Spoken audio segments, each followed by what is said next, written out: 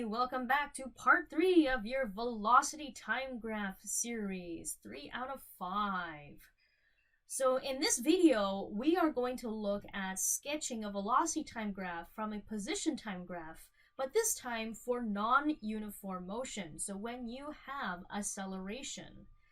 We did this before when we looked into uniform motion, when your velocity stayed constant. Over here, where you have constant velocity, we just took the value, we just calculated the slope, and that gave us the velocity. But what happens when we have acceleration? When our slope doesn't stay constant on a position time graph. Okay, so I'm going to draw a little bit of a side note here because we now know a couple of things. We now know to get a velocity on a position time graph, we need to find the slope, okay? And we also know from our previous video in part 2 that the slope on the velocity time graph gives us the acceleration, okay? So, in fact, after going through this video, you might even say, hey, can we take the velocity time graph from this part and to help us get the acceleration and draw the acceleration time graph? Yes, you could. You definitely can. But something I do want to mention before we start into this particular lesson is that we will not notice that you have these curves here showing we have acceleration on this position time graph. Notice that we will not be able to actually calculate what that acceleration is. And I wouldn't expect you to be able to do that. That just means you have to find some sort of curvature to the graph and quantify it, which is calculus and not, that's beyond us. Okay, so let me write this note down.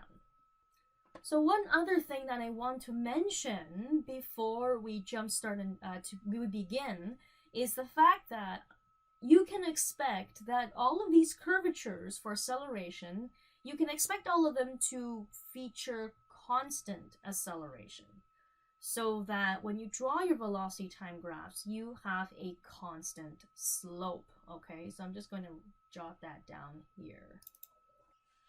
All right, one thing that I like about OneNote is that you can write everywhere, you can scribble everywhere and get out of the page and whatever. That's really awesome. Okay, so I'm going to begin. And so what we will do in this video, we're just going to talk about position time graph, translating it to velocity time graph. We're going to do that qualitatively. And to begin that, we are going to do the same thing that we did that I talked about earlier, is to break the graph down into chunks. That's going to make your life a lot easier. So now that we have acceleration, which points can you expect us to break the points down? So the first one is when your slope suddenly changes, or the way that the way that is drawn or the way it looks changes. So for example, if you say you have a constant slope here and now it starts to curve, I'm actually going to break it off there because that tells us that the velocity here is changing. Now the other part that I could mention here is that notice when the slope flattens out. Okay, when the slope flattens out here, it means your velocity, your slope is becoming zero, where your velocity is slowly becoming zero as well. And that's interesting to draw on the velocity time graph, which I will tell you in a moment. And yes, so when a straight line becomes a curved, so that's the same point here essentially. Now there's a curve and then now it's a straight line. Same thing here, from a straight line to a curved line. I'm also going to cut it off right there. And here where the slope suddenly changes, so it just nicks and breaks off over there, we also have a different pattern. So we're going to break it off in these areas here, okay? Notice I really don't care if the line passes through the origin like that, because that doesn't tell me anything about the velocity, so I don't care about that. So let's start with the first segment. Now, in the first segment, we have a constant slope going upwards. So what that means is I have a positive constant velocity, so that when I draw that on my velocity time graph, I'm going to give it a positive value. And because it's non-changing, my line is going to be straight. Okay, so it's very arbitrary. I don't need to label how much it is. So it's just qualitative right now. The next segment is a little curve. We're having a little curve here. So this curve here, the slope is flattening out. So the slope is first positive, then it decreases to 0, meaning my velocity is decreasing. My velocity is decreasing. I have a negative acceleration going on right there. And notice one thing is that it decreases to a flat slope, meaning my velocity becomes 0 at the end of this chunk.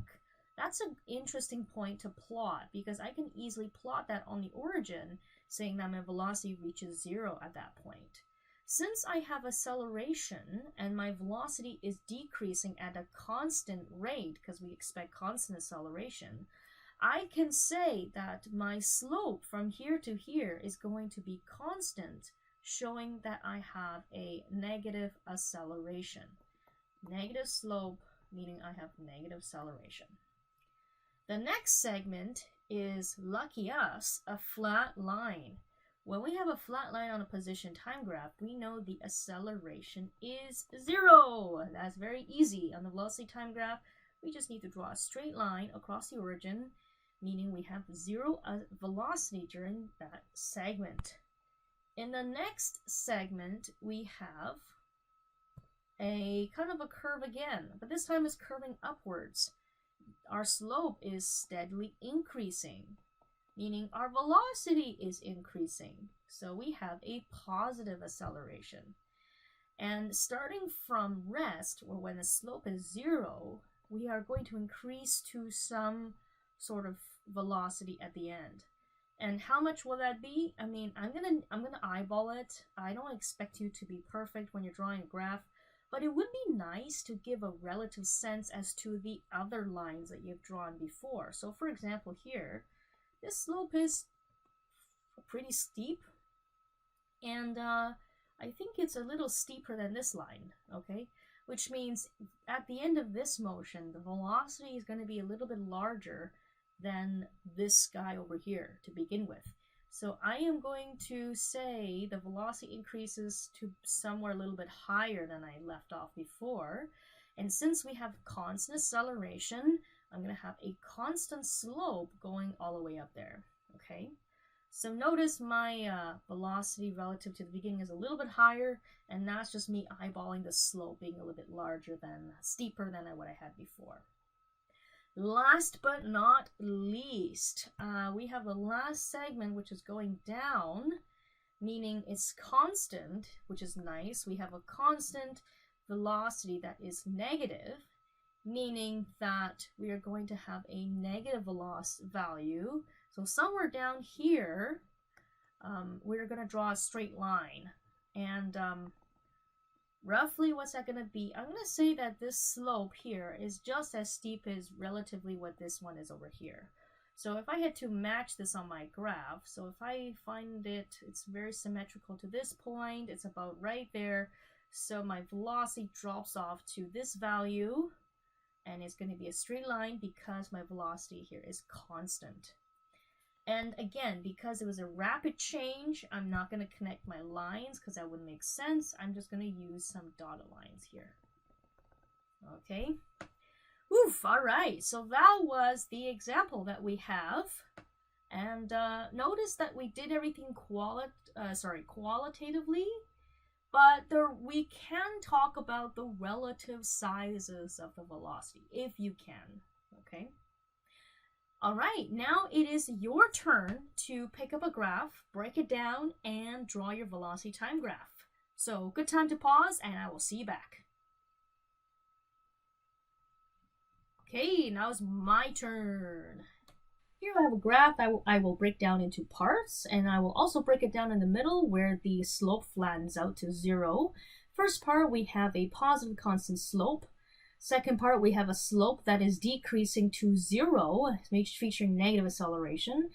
And the third part, we have slope continuously decreasing, which we also have a negative acceleration. Notice both parts are symmetrical, so on the velocity time graph, it is also symmetrical. Last part, we have a negative slope for negative velocity. Okay, so here we have the graph. So a couple of things, just a note here that it was maybe not apparent before. Now in the previous example, notice that when the slope came to a flat line, there was a very clear straight line to show the velocity was 0. But here, notice it's a very subtle, there's a subtle point where the velocity becomes 0 with a flat slope, then it decreasing and starting to change again. So in this case, it would be still a good idea to break it off to show that the velocity does reach the 0 mark, and just to give you another break in the graph. Okay. So another point to work that I took to work it off is notice the graph is quite symmetrical. It's very helpful for you because when you draw your velocity time graph, you can also show that symmetry here as well for the slope and as well as the negative velocity here at the end. Okay, so there we have translating a position time graph to a velocity time graph now that we have acceleration. In fact, you're right, we could take some of these the velocity time graph to find the acceleration values and graph the acceleration time graph, but I'm going to talk about that at the very end. So we just talk about velocity time graphs, and then we move on to acceleration time graphs afterwards. Great, so thank you for watching part 3 of the 5-video series, and I will see you back on Part 4. You can do it. You can get through. You're past the halfway mark.